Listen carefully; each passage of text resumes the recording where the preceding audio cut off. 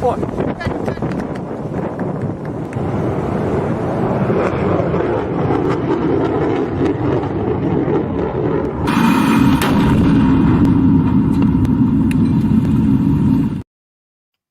evening and welcome to Gunner Shot. Gunner Shot में आप सबका स्वागत है.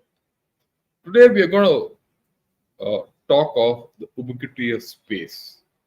Now, why am I talking about ubiquity of space and things like that? We'll come to it. But yesterday, I'm at the outset, I'm very sorry for what happened yesterday because we were to discuss West Asian order and West Asian scan, and unfortunately, the link between StreamYard and YouTube snapped. Something happened. I was live, but you people didn't see it. You couldn't log on to it. So I continued with the whole story, and then I released the recording. Right. But that was yesterday. But today we are live. I see people already joined in. And we're going to talk of space. And we're going to talk of ubiquity in space in battle. Why? I come back to the same thing. We talk of space because today almost everything you do is through space.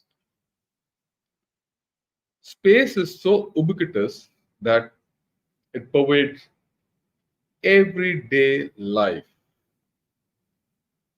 Right? I mean, without exception. And we have to understand that this was not so, say, 10 years back, 15 years back. Today it is, and it's going to go. Similarly, the battlefield is now dominated by what you do in space. And that's what we're going to understand today. Okay. The first thing, right? I'll get back to this matrix. We spoke of all technologies. Most of them I've covered. Couple still left to be covered. Space, the one which I've highlighted in red. Have a look, and through our talk today, you'll understand space technology is connected with all technologies. All technologies are connected with space. They're interdependent technologies. That's why I call it ubiquitous. Right? Rockets, propulsion, guidance, unmanned systems, all these have to traverse space. They're dependent on space. Navigation, space. Okay? Communication, network, space. EW, space. Cloud memory, go through space. So virtually anything you want to do today is through space, whether it's in the armed forces or otherwise. Okay. Before that, I'm very happy today, and that's what Vishwanathan has said. He says, hearty congratulations to the team Agnikul and IIT Chennai for the successful launch of the 3D printed rocket. Yes, we are very happy with this. It's a significant achievement, and let me first explain that, and then we'll go ahead. Today, this is the tweet by the Prime Minister. He says, a remarkable feat which will make the entire nation proud. Okay, it makes me proud.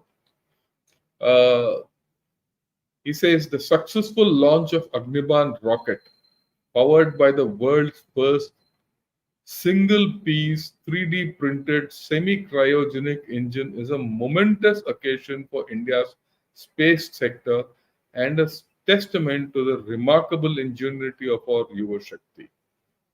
And he says, best wishes to Agnikul Cosmos team for their future endeavors. What's special about this? First, it's a 3D rocket. It's a 3D printed rocket motor. It's not the whole rocket. The top half, is not printed. The rocket motor is printed. Okay, why is it printed? Because it's a semi-cryogenic engine. What is a cryogenic injection? Engine, what is a cryogenic engine? A cryogenic engine is one in which you use gas as a fuel and oxidizer. But the gas is something which is stored as a liquid. It's complicated. I'll leave it at that, as simple as that. Super cooled liquid is stored in this thing so that you take more. And then the gas which comes out of the super cooled liquid gives you more. You pack more. It's as simple as that. But the rocket motor for that is complicated. In the earlier days, it was very difficult to machine a cryogenic engine, but 3D printing allows you to do that. What is this rocket all about?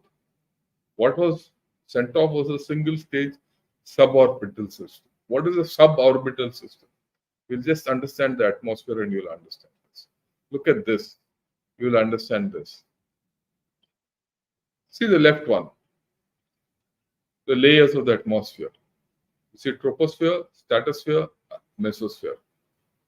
The suborbital system is something which is between the troposphere and the stratosphere. Okay, so suborbital means it does not go into the Earth's orbit. It just gone to a point and end of story. It didn't have a satellite, nothing. This was just to prove the ground vehicle and the engine, which is done. What is the use of this? You'll ask, अरे इससे क्या लेना देना यार, एक rocket ही तो उड़ाया. But that's not the thing. You proved in the engine. The major thing is the engine, rocket motor. You've proven that. Now you build on it and set into orbit. So what is the use of this? You can put mini satellites, multiple satellites, whatever you want, depending on the payload. And you can design an engine. Your engine is proven, you can make it bigger and let it go. And you can 3D print it very fast. What a cryogenic engine, when you make it, it takes about 1 year to make, just the engine. This, maybe in a month, maybe in a matter of 10-15 days, you have a rocket motor ready. And you don't have to keep firing and keeping satellites up in space. Whenever you want, you fire and you launch a satellite. So it gives you the capability of launching a satellite on demand. One. Number two, this is the basis for a quick reaction ballistic system. So you don't need to have 100 ballistic missiles. Keep them ready and use them the way you want. If things are going hot, produce a few rocket motors, produce a few rocket bodies, keep your propellant intact. When needed, use it and fire. So fire on demand, launch on demand. So this is a tremendous capability. In fact, I've explained this to quite a few senior officers of the armed forces, and they have now started realizing the potential of what has happened. We've so far heard what other countries have done. This is something what our country has done, and we should all be proud of it.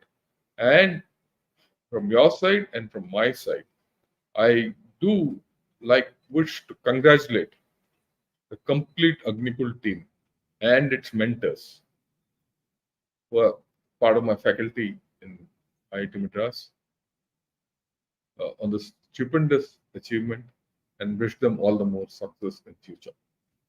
Okay, now let's get back to the layers of the atmosphere. Okay, so the atmosphere, you go from the bottom, has got this troposphere, the stratosphere, the mesosphere, the thermosphere, and the exosphere. Okay, most of our satellites and all hang around the thermosphere. And there is something called the Kármán line. on the left, which I said. What is Kármán line? That's where the atmosphere completely ends. Beyond that, it is astrodynamics. Under that, it is aerodynamics. Beyond that, you can't survive. Down below, you can survive with a bit of oxygen. On the top, you need pressurized suits and all. Not that you don't need pressurized suits around the mesosphere, you still need. Okay. Okay, then you can see where our mesosphere goes up to about 80 kilometers. Right? Really speaking, it's the ionosphere, beyond that, the exosphere and the thermosphere, where you start talking of space. This to give you a broad idea. You'll find these in different. Now, let's look at what happens when you look at the Earth. The low Earth orbit, which we normally talk of the LEOs, is something between 160 to 2000 kilometers above the Earth's surface.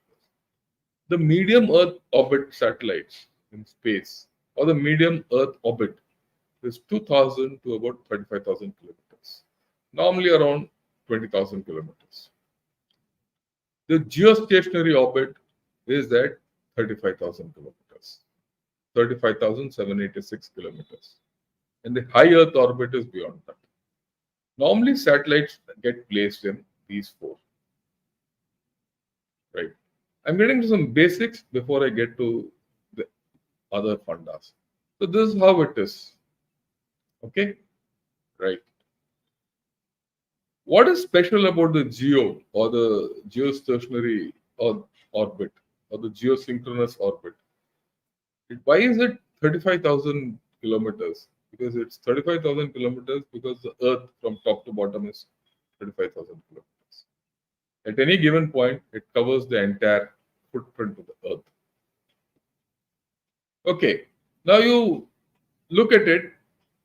How fast does a low Earth orbit satellite revolve around the Earth? Okay. Look at the right one, the black one. If a satellite is at 300 kilometers of height, the speed is 7.8 kilometers per second. Just think, 7.8 kilometers per second. Okay, in an hour, it has gone over 60 kilometers. Right? Rather, not even an hour. In a minute, it has gone 60 kilometers. It is 60 kilometers in a minute. And in an hour, it has gone 360 kilometers. It orbits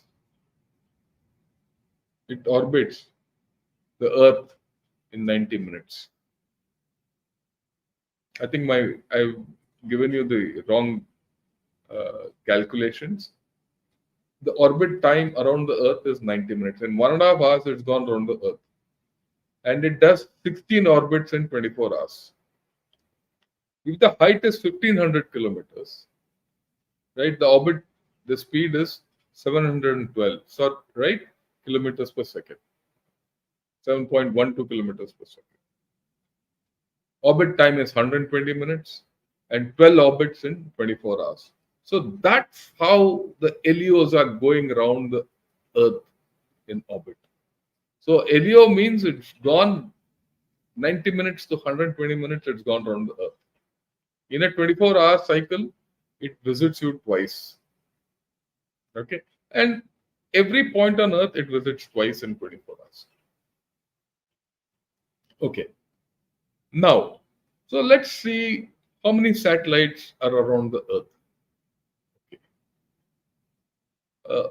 Have a look at it. At this point of time, somewhere around 4,500 satellites are orbiting the Earth. And there are 50 operator owners of this, state, non-state. And out of this 4,500, it's about 2,500 which are live, about 2,000 satellites are dead satellites hanging around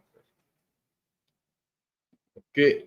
Now, if you have a look at this, you will see the biggest user of space today is SpaceX. Right? And if you come down the line, China has about 129 satellites. The Ministry of Sciences in China. The biggest space player today is USA. When you look at the Indian scene, you have about 40, 50 satellites. That's about all. Right? You're not a big player, but you're there.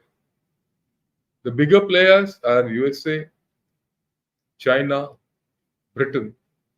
Right? UK has got quite a few. Russia. Right? These are the bigger players. But you're there. It's not as if you're out of the equation. You're very much there, and we need to expand. Right. So what I have covered so far, what is orbit, what is the LEO, and how many are up there? LEO, MEO, GEO. Now let's talk something interesting. What I'm going to do is I'm going to explain space and military applications in space anecdotally. And then I'll come to the theory part. This article came out recently. So what does this chap say? He says Russia conducted an ASAT test in space, says the US Space Command. Right? So Russia has done a anti-satellite test.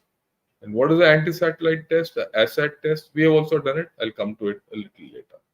The second thing is time. Time has recently reported that strange Russian spacecraft shadowing US spy satellite. That means it's a co-orbital system. There's one orbital system, there's one another which is just tracking that system. It's something like you're going on a road, there's someone tracking it. It's along with you. What it can do by going along, we'll come to it. Okay, the same thing. Use counter space weapon because it's a counter space strategy, right?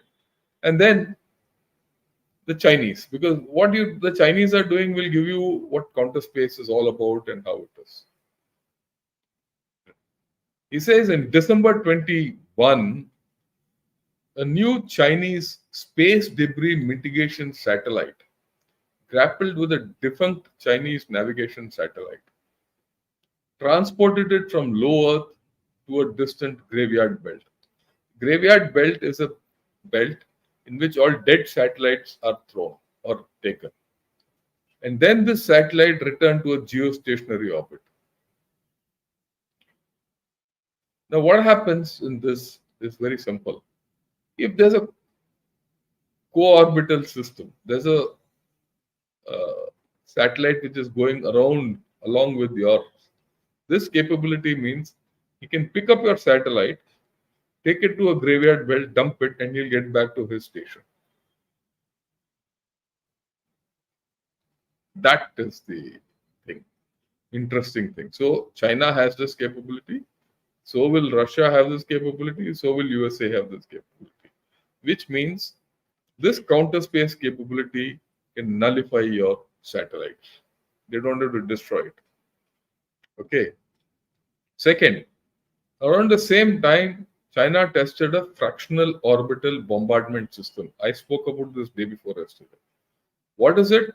It's a nuclear capable hypersonic glide vehicle that traversed the globe and revealed the potential not only to evade all US missile defenses but also satellite warning capabilities. Now, what is this whole story? I explained. What happens is you launch a missile and into space, and that missile goes into orbit. As it orbits the Earth, you think it's a satellite or whatever it is. You don't know what's its target, nothing. And on over a pre-designated target, it re-enters the atmosphere. The moment it re-enters the atmosphere, it becomes a hypersonic glide vehicle.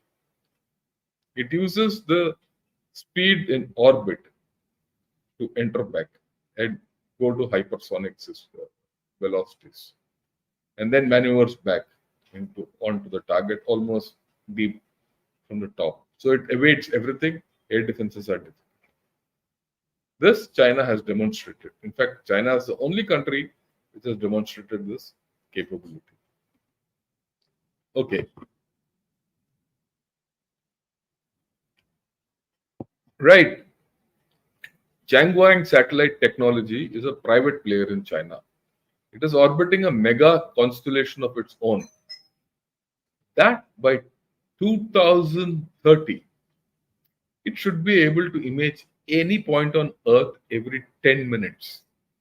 So China is going to have a capability of 10 minutes, within 10 minutes, any point on Earth it can track.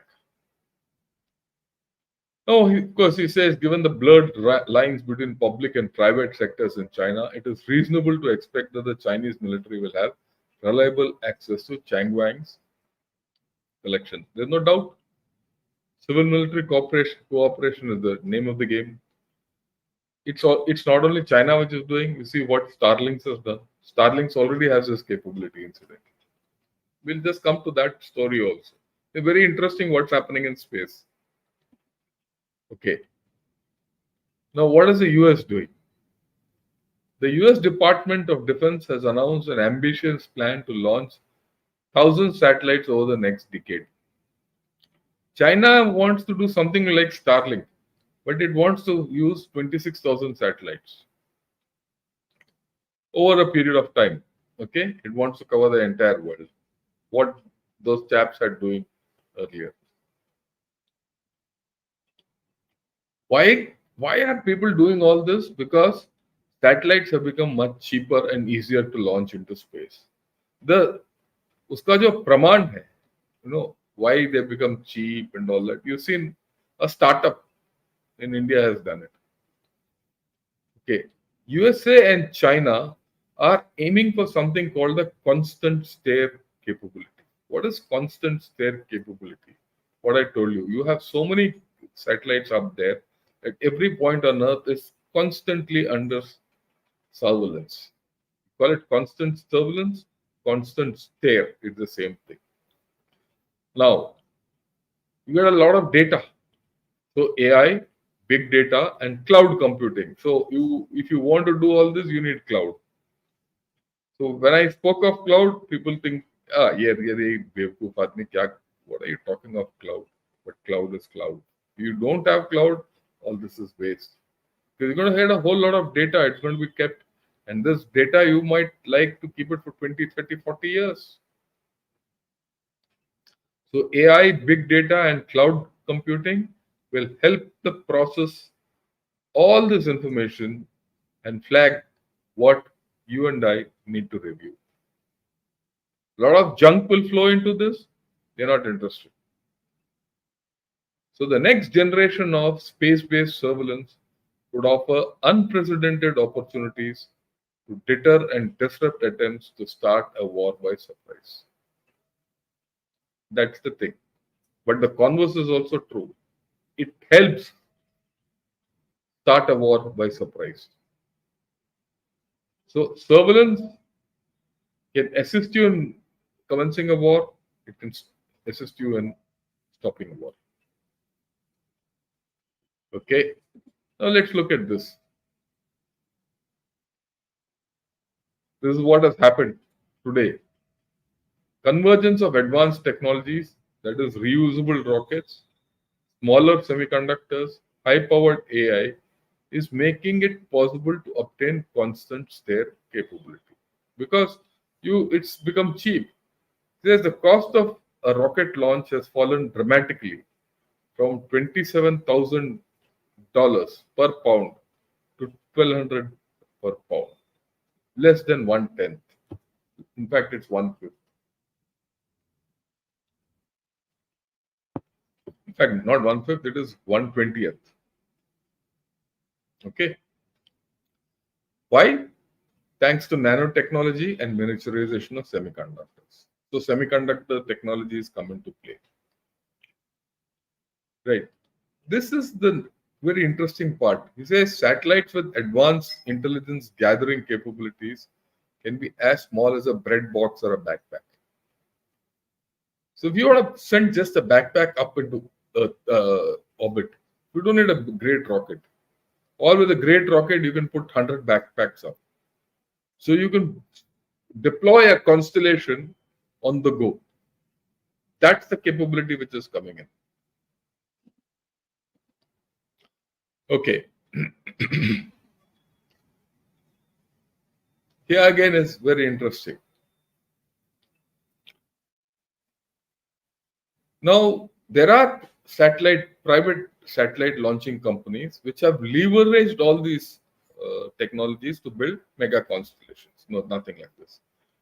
Some of these companies today, and I'm not talking of tomorrow or day after, today, can deliver fresh intelligence from any point of the globe within 30 minutes on request. By the end of this decade, it will be 10 minutes on request. Planet is a company, such company. It orbits 200 breadbox size satellites that can image the entire Earth once daily. It's tremendous capability. Okay, each satellite can take 10,000 pictures per day, and it can photograph an area equivalent to the size of Mexico. So that's the capability a breadbox has today due to miniaturization. He says, what happened when a Chinese balloon flew over the United States last year? He says there's an artificial intelligence company called Synthetic. It rapidly searched Planet's database, right, for images of balloon trips from China. Synthetic's machine learning algorithms were able to identify the balloon's path, tracing it to a potential launching site on Hainan Island in South China. Within 30 minutes, the Americans were very clear that this where it had originated from. They had tracked it through AI and everything. So those of us who we were speculating, doing video shows and all that, ये China का है या नहीं है या कहाँ से आया वगैरह वगैरह, the Americans knew it. So we have to be very clear. The capabilities in space are tremendous. And of course, let's not have any doubt, USA is the leader in this. They've developed it. After all, they put a person on moon in the 60s, right? And not once, repeatedly. So today, China is trying to catch up. Russia has the capability. It has the technology to do all this, but it doesn't have the money to do all that. India is the fourth major space power, but you're far behind. You need to have more like Agnikul's and all, but you need Agnikul's not only in space launch, you need them to make satellites, you need them to make sensors. So all those go back to that matrix which I told you. Have a look at that matrix again. That matrix covers everything. You own those technologies, you are the king of the game. You don't need to own all those. The way I look at it, you own 50% of them, you are somewhere up. How much do we own today? Is a question mark. Okay. Hypersonics. He says hypersonics and new satellites will allow armed forces to strike long-range targets. I explained to you day before yesterday. Short timelines and less risk. All these are packed. And all this you can see sitting, say in USA, you can see the whole world, or sitting wherever, you can see everything. That is why we need domain awareness. And that's what I'm going to talk day after tomorrow. AI and domain awareness. So satellites would enable unprecedented coordination across military services, as well as with allies in complex combat operations, by informing advanced data-driven command and control systems. So you're going to look at networks, you're going to look at sensors, you're going to look at robotics, because you need robotics up there. You need energy, right? You need to be self-dependent on energy, then space technologies.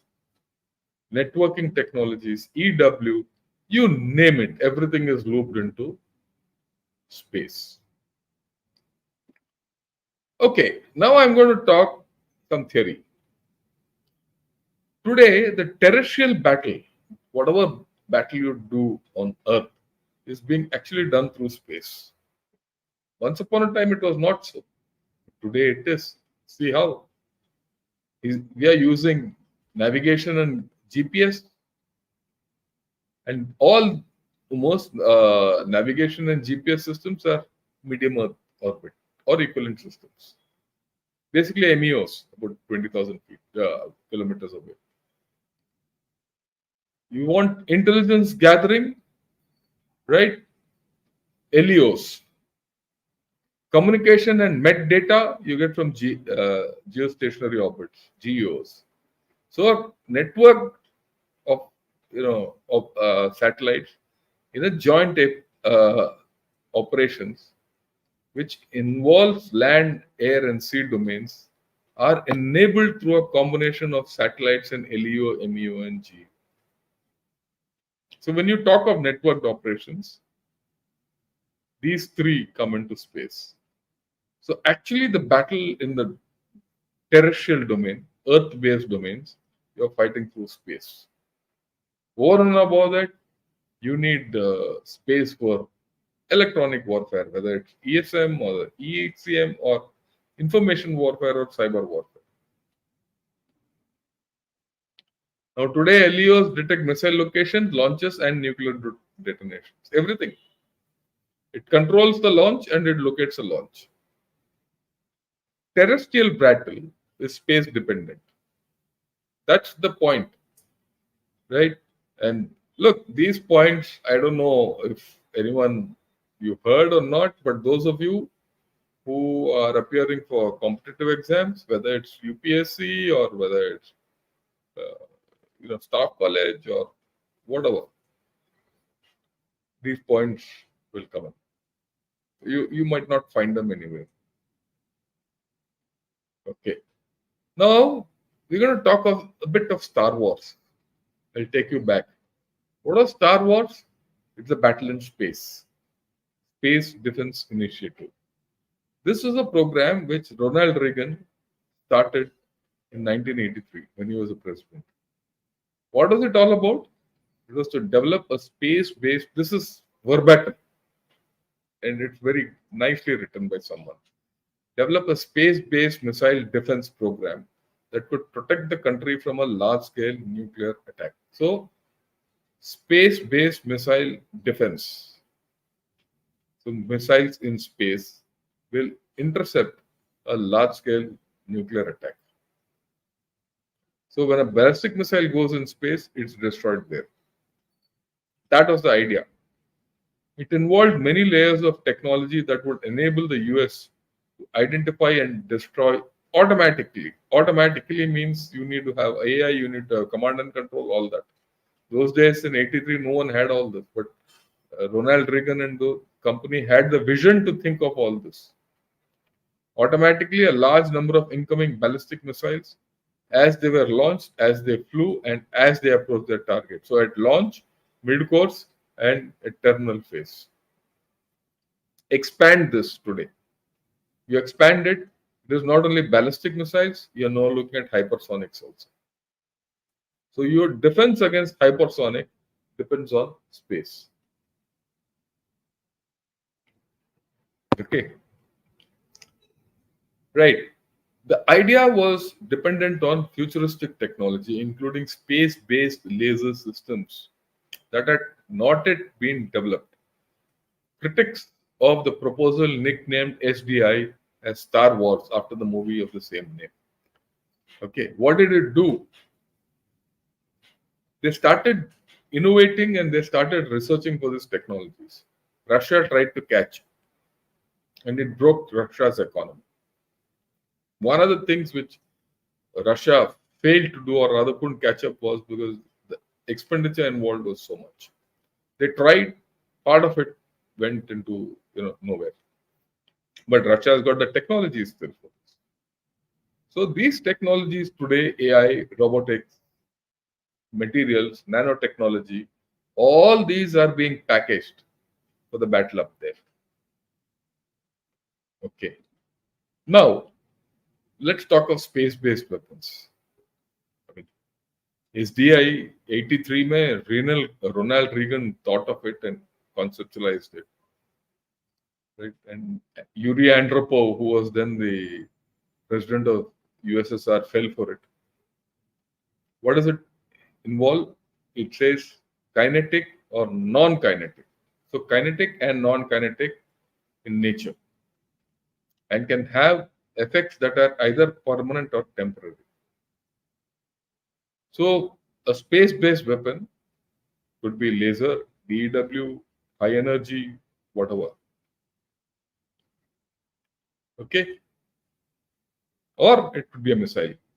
Or it could be a physical hit. Okay? So all this, and the effect can be permanent or temporary, depending on what you want. You want to shut out a few systems, you just use non-kinetic electronic warfare. Put a co-orbital system and shut the other chap's electronic capability. That's what co-orbital systems can do. So we think our 47 satellites are happy up in the air. You will find 47 Chinese satellites, co-orbital satellites, they'll shut you down. How do you stop that is a challenge. You can't do all that, with existing thing. You need to invest into technology. Okay. Now, space-based weapons, when you look at it, it could be space-to-space weapons. It could be space to Earth. It could be Earth to Earth through space. That's a missiles. We'll talk of all of them. I'll touch upon them. When you look at counter space operations, okay, counter space, I showed you the first slide that Russia has put a counter space thing. It could be direct ascent or ASAT, anti-satellite operations. I'll just discuss that a little later. It could be DEWs, directed energy weapons. It could be co-orbital satellites. It could be EW. It could be cyber platforms.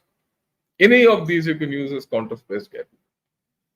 Counter space does not mean you do space to space. You can do space to space. You can do Earth to space. The whole idea is to kill that satellite up there. It could be a soft kill or a hard kill. People don't prefer a hard kill of a satellite because of space debris. That space debris is also going to go around the Earth that many times. And if it hits anything else in the object, it's like a missile. So people want co-orbital. What I showed you, what the Chinese are doing, they pick up a satellite, put it in the graveyard belt, and come back. So your satellite, co-orbital satellite, can pick it up and take it. Something like what we saw, in Dr. No and Thunderball in the James Bond series in the 60s, 70s. So all these are all part of counter space operations. Now let me talk a bit about India's ASAT. ASAT we've done, everyone has done, it's the same. Okay. Now what does ASAT do? He says you fire a ground-based missile system onto the future location of a target. But here I want to caution you what's there on the left. And if you go into India Today and all that, you'll find all these. I'm not going to go into it. Okay, go into the left bottom, what I've written red. High Earth orbits, that is geostationary satellites, and middle Earth orbits, navigation and communication satellites, are beyond ICBM range also. So ASAT is basically for low Earth orbit. Those in the high Earth or the geostationary or in the middle Earth, you can't touch them. Even ICBMs can't go there. Okay, you need space vehicles to go there. Properly designed space vehicles. Okay, there are three methods to kill a satellite. You can do direct impact, kinetic energy, missile, or a steerable satellite, which I showed you. That steerable satellite can hit the satellite and damage it, or pick the satellite and throw it away. It can kill, a satellite can be killed by a directed energy weapon on ground or from a satellite or a space shuttle. One of the three you can use. Or you can kill by a blast, nuclear blast, right? Or a normal blast. And this is being contemplated by the Chinese and the Russians. What are the consequences? You knock out other satellites, you could make a ozone hole if you use nuclear weapons. And the problem of space debris. All these are there. Space debris will also keep loafing around. It can hit any. After that, it's uncontrollable. It can hit any other satellite, and one satellite goes, another will go, another will go. It will become like a big billiard table in space, and soon you'll be destroying each other. Okay. How, if you want to do anti-satellite operations, you need to know the enemy satellite. You need to know how to track it. You need to know what payload it's carrying and what payloads you want to put across. What will be the effect you want to achieve, and what is your own vulnerability after that. So all these factors one has to crank in. I've just given you a fundamental idea of what an ASAT thing is. Then there is the economy of space militarization. See, technology has changed space, and that's what I said earlier. It is less expensive to venture into space and conduct missions today. That is why more and more countries are coming into space problems, or rather, the space thing. Today, there's some news of someone from Pakistan wants to go into space. Pakistan is launching some satellite into space. It probably will have its first satellite. Lower cost. They've opened the door for startups, and established aerospace companies are now going into avenues to make money, and they're now going into research which was once prohibitive. Last point, technological improvements have also intrigued investors, and there's a surge in space funding. It's a boom today. It's a boom economy is in space, and it's $500 billion annually and growing. And this is in the private sector. Okay, right. A few more things. As space launch and maintenance become cheaper, these systems will be more affordable for militaries, even if they're small. So if you think Pakistan won't have space capability, it will have, because it's becoming cheaper. They can hire because it's getting privatized. And of course, China will help it. But then, those countries which have an established space program, you'll see a huge uptake in profits, and that's what we have to cash in on. And those countries like, I told you the top four: India, USA, Russia, and China. Their economies will grow. So when I say India's economy is now irreversible, one of the factors is this. Russia, China, and USA are at the top, there's no doubt. And they've been doing this. But the new kid on the block is India. And you're cheaper than everyone. So you'll come. Like you want to go and buy Chinese items, people will come for you to launch space. So there's an opportunity which we have to cash in on. And can we use it to leverage it for the military? Yes. You have to think differently. Okay. Space is the toughest environment for survival. That's the next point I want to put across. It is harsh and hostile for both manned and unmanned satellite operations. The next line is important. Any system or technology which survives in space will naturally survive in battle. Incidentally, this is not some article by some Englishman. This is written by yours truly. I have written an article on ubiquity of space, and it has been published in St. Jaws recently. I put it on my Ghana Shot, and I've also put it on Twitter. If people want, have a look at it. Right? This is what I've written, so I'm reading it out. So it's not plagiarization. Okay, sorry.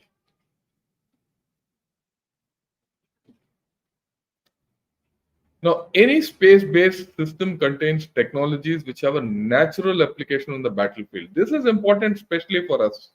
Our high altitudes and space are virtually the same. You have to be self-contained if you have to go there.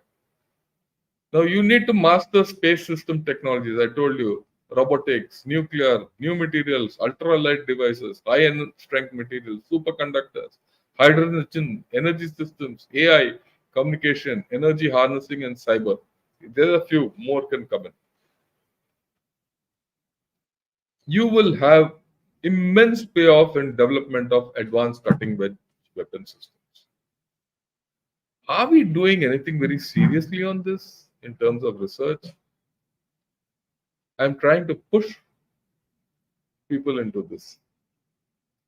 Recently, the CDS and the vice chief were in IIT, and I explained to them all this. Not all this, but definitely I showed them the Agnikul thing and all that. Let's see how they respond. And of course, as modern and advanced systems are inducted into the battlefield, there will be an increasing amount of energy, and that energy has to come in from space. In fact, tomorrow's energy dependence is on space. It's on fusion. Okay. Green energy and fusion. Are we investing in it? We are. Are we doing enough? We are not. Scale, vision. Look, I am not political. Okay. I am not political at all. Uh, Elections are on. To me, it doesn't matter which, you know, party comes into power. But let me tell you, of all the prime ministers I've seen in the recent past, I would say the current prime minister of ours, Mr. Modi, has had some kind of a vision for all these new technologies, and he talks of them. And it is showing some results. I hope whoever comes, whether he comes or whoever comes, carries the whole story forward. Because therein lies India's success. If it doesn't carry the whole story forward, Indians will carry it. Of that, I'm very confident. Okay. Okay. Then all this is going to breed security. You need to secure it. You need to, I wouldn't say securitize, I would say you need to secure your space system. It is protection and denial of own ground infrastructure which supports space activities because they can be disrupted. You need a huge network of ground systems to support space activities, right? It's not only launch. All those technologies are there. Any of those technology systems are disrupted, your space will get disrupted. Okay? And you also need to exploit your adversaries. So the links are important, the space platforms are important, space forces are the way forward. Already, USA has a space force, Russia has a space force, and China has put in a space force in its recent reorg, Space Support Force. Is it time for us to do it? I don't have a doubt. Right? And we have to be very clear. A lot of progress which India aims to do or aspires to do will be derived through space technologies. A lot of our power will come through space. Space militarization is here. It's not going away. We have the capability to do a lot in space, and we need to maximize it. I hope I've conveyed something. Good evening, and here I'll end my program and I'll take on questions.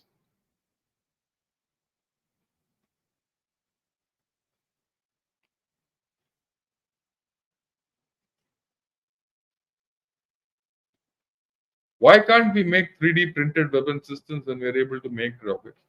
Look, you just started doing things. Okay, you just started doing things. Just to give you an idea of size, uh, our ability to do 3D printing is in the size of a bucket or a little more. This rocket motor I've seen the rocket motors these boys have made, the size of a bucket, 20-liter bucket overall, dimensionally. So you need to have bigger systems, and we have just started learning 3D printed stuff. Incidentally, it's not only for rockets, even in our ramjets, we are using 3D printed stuff. And we are looking at 3D printed rockets in future. So as an extension, a rocket is a weapon, isn't it? It's not as if you say other weapons can't be made. They can be made. It's a very costly process. So one has to see whether the normal process is better or the 3D process is better. And overall infrastructure, knowledge, all this is